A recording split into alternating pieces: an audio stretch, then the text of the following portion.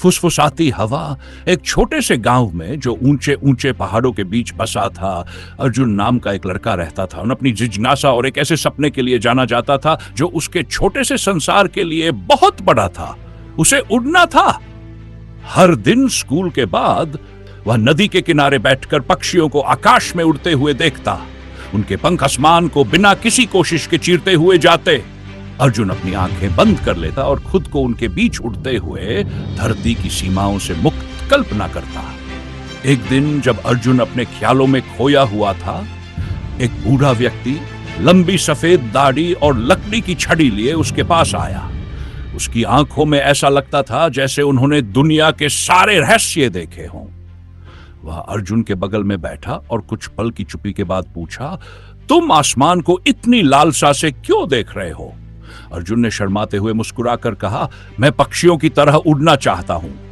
बूढ़े आदमी ने हल्की हंसी के साथ कहा, तो क्यों नहीं उड़ते? अर्जुन ने हैरान होकर उसकी ओर देखा। मैं तो बस एक लड़का हूं, मेरे पास पंख नहीं है। बूढ़े व्यक्ति ने उसके करीब झुककर धीरे से कहा, तुमसे किसने कहा कि उड़ने के लिए पंख चाहिए? अगले दिन बूढ़े व्यक्ति ने अर्जुन को एक पुरानी फटी पुरानी किताब दी जिसमें उन लोगों की कहानियां थी जिन्होंने असंभव को संभव कर दिखाया था। हर कहानी में दृढ़ता, साहस और विश्वास के जादू की बात थी। प्रेरित होकर अर्जुन ने लकड़ी के तख्तों, पंखों और कपड़े से अपने अंक बनाने शुरू किए। हर शाम वह गांव की सबसे ऊंची पहाड़ी पर चढ़ता और अपने पंखों का परीक्षण करता। अक्सर गिरता, चोटिल होता और असफल होता।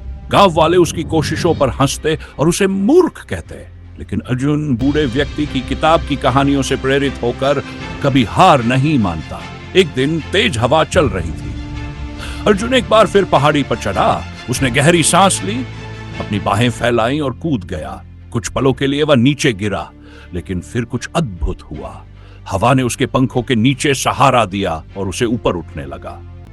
गांव वाले हैरानी से देख रहे थे जब अर्जुन उनके ऊपर से उड़ा। उसकी हंसी घाटी में गूंज रही थी। वह पक्षी नहीं था, लेकिन वह उड़ रहा था उन सीमाओं को तोड़कर जो उसे रोक रही थी। जब वह जमीन पर उतरा, बूढ़ा व्यक्ति वहां उसकी प्रतीक्षा कर रहा था। उसके चेहरे पर गर्व भरी मुस्कान थी।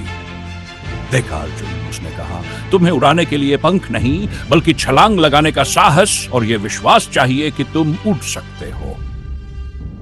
उस दिन से अर्जुन को आसमान से परे सपने देखने वाले लड़के के रूप में जाना गया, जो ये याद देता था कि कभी कभी बस थोड़ा विश्वास और कोशिश करने का हौसला ही काफी होता है।